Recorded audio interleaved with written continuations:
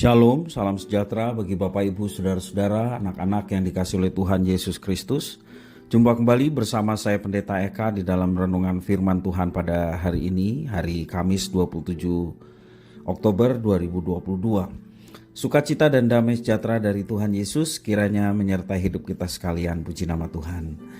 Mari kita tetap semangat belajar firman Tuhan. Hari ini pembacaan firman Tuhan sampai pada kitab Yesaya pasal 53. Kiranya pembacaan firman Tuhan yang kita terus tekuni beserta perenungannya boleh memberikan pertumbuhan rohani buat kita, pengenalan Tuhan terus ditambah-tambahkan atas kita. Mari kita akan bersama-sama berdoa sebelum kita akan merenungkan bagian Yesaya pasal 53. Tuhan Bapa di surga, demi nama Tuhan Yesus Kristus kami datang pada mengucapkan syukur, terima kasih atas kasih dan penyertaan Tuhan, juga atas firman Tuhan yang telah Kau berikan kepada kami, sehingga kami boleh mendapatkan jalan keselamatan di dalam Yesus, dan hidup kami juga boleh terus dituntun oleh kebenaran, dan kami boleh terus berusaha dalam hidup kami, dipimpin oleh Roh Kudus, melakukan apa yang Tuhan kehendaki melalui kebenaran firman Tuhan. Terima kasih Bapa, berfirmanlah atas kami sedia untuk memasang telinga dan hati kami. Demi nama Tuhan Yesus kami berdoa, amin. Bapak Ibu Saudara-saudara, saya akan membacakan di dalam Yesaya pasal 53 ayat 1-12. Demikian firman Tuhan. Siapakah yang percaya kepada berita yang kami dengar, dan kepada siapakah tangan kekuasaan Tuhan dinyatakan? Sebagai taruk ia tumbuh di hadapan Tuhan, dan sebagai tunas dari tanah kering ia tidak tampan, dan semaraknya pun tidak ada, sehingga kita memandang dia, dan rupa pun tidak, sehingga kita menginginkannya. Ia dihina dan dihindari orang, seorang yang penuh kesengsaraan dan yang biasa menderita kesakitan. Ia sangat dihina sehingga orang menutup mukanya terhadap dia, dan bagi kita pun dia tidak masuk hitungan. Tetapi sesungguhnya penyakit kitalah yang ditanggungnya, dan kesengsaraan kita yang dipikulnya, padahal kita mengira dia kena tulah, dipikul dan ditindas Allah. Tetapi dia tertikam oleh karena pemberontakan kita, dia diremukkan oleh karena kejahatan kita, ganjaran yang mendatangkan keselamatan bagi kita ditimpakan kepadanya, dan oleh bilur-bilurnya kita menjadi sembuh. Kita sekalian sesat seperti domba, masing-masing kita mengambil jalannya sendiri, tetapi Tuhan telah menimpakan kepadanya kejahatan kita sekalian. Dia dianiaya, tetapi dia membiarkan diri ditindas dan tidak membuka mulutnya, seperti anak domba yang dibawa ke pembantaian, seperti induk domba yang keluh di depan orang-orang yang menggunting bulunya, ia tidak membuka mulutnya. Sesudah penahanan dan penghukuman ia terambil, dan tentang nasibnya siapakah yang memikirkannya?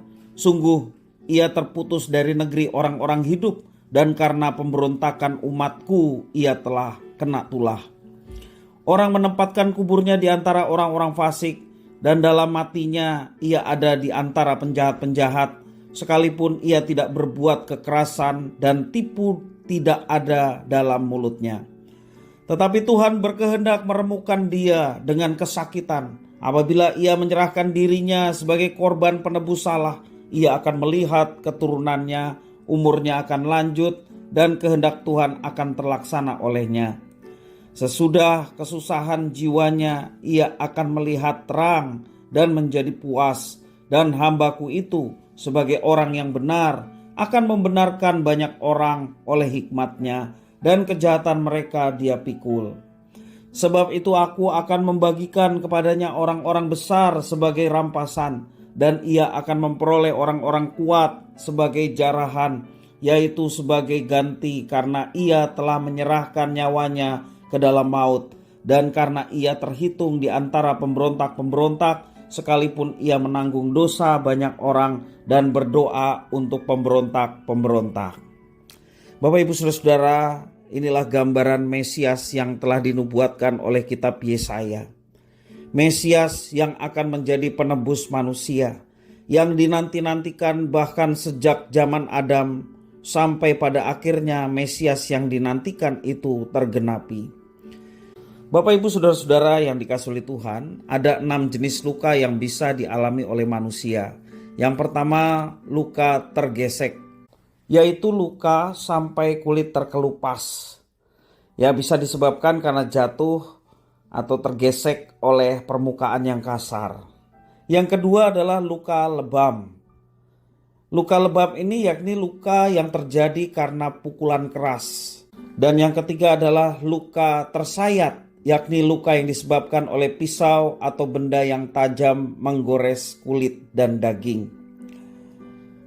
Yang keempat, luka sobek adalah luka yang membuat bagian daging menjadi terkoyak. Dan yang keempat, luka tertembus, yakni luka karena daging tertembus sesuatu benda. Dan yang terakhir, yang keenam, luka tusuk, yakni akibat ditusuk oleh benda yang runcing atau benda yang semacam duri, luka tertusuk. Nah, Bapak Ibu Saudara-saudara, mungkin sebagian dari kita pernah mengalami beberapa luka yang saya sebutkan tadi.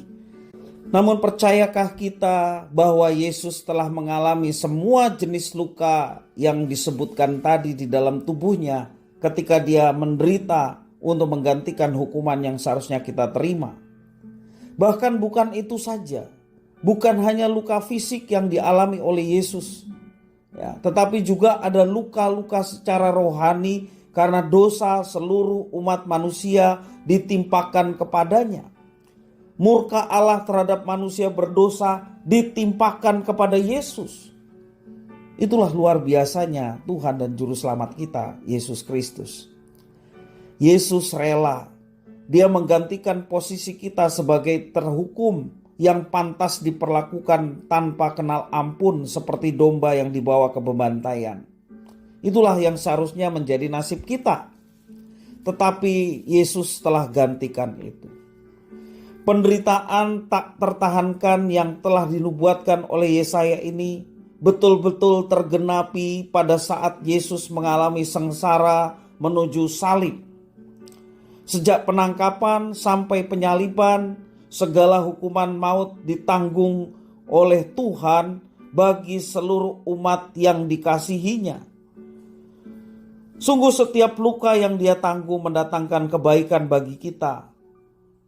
Marilah kita menyambut dia, Tuhan yang menjadi manusia, dialah Yesus. Dialah Yesus yang menebus kita dengan cara dia mati di kayu salib. Dia terbunuh, darahnya dicurahkan untuk penebusan kita. Setiap luka seperti luka sayatan, koyakan tubuh Tuhan Yesus itu menandakan pengampunan yang dari Tuhan yang seharusnya kita yang mengalaminya. Bapak Ibu Saudara-saudara yang dikasihi Tuhan, karena itu sungguh luar biasa ketika kita percaya kepada Tuhan Yesus. Karena kejadian bagaimana Tuhan harus menderita sengsara, tubuhnya harus tercabik-cabik, bahkan dia harus dipermalukan, digantung di kayu salib, sudah disiarkan sejak zaman Yesaya. Menunjukkan bahwa Tuhan yang menjadi manusia dialah Yesus Kristus, perencanaannya sungguh luar biasa. Dan kalau Tuhan Yesus sudah menjadi manusia dan apa yang telah dinubuatkan oleh Yesaya sudah tergenapi, ketika Yesus mati di kayu salib, mari kita bersyukur atas semuanya itu. Mari kita bersyukur atas Mesias, Kristus, yakni Yesus yang menjadi manusia. Dan dalam keadaan manusia, dia menderita menggantikan hukuman bagi kita. Dan rasa syukur atas pengorbanan Kristus yang mendatangkan keselamatan bagi kita. Marilah kita meresponnya dengan hidup dalam ketaatan, hidup dalam kesungguhan iman, dan mengikut dia dengan sungguh-sungguh, dengan serius. Dan percayalah, Tuhan menyertai dan memberkati setiap umat Tuhan yang menghargai setiap pengorbanan Tuhan yang sedemikian berat itu dengan cara hidup dalam ketaatan kepadanya. Kiranya firman Tuhan memberkati kita sekalian. Mari kita berdoa. Tuhan Bapa di surga, terima kasih atas firman Tuhan yang memberikan pengajaran bagi kami betapa menderita Sang Mesias untuk keselamatan kami.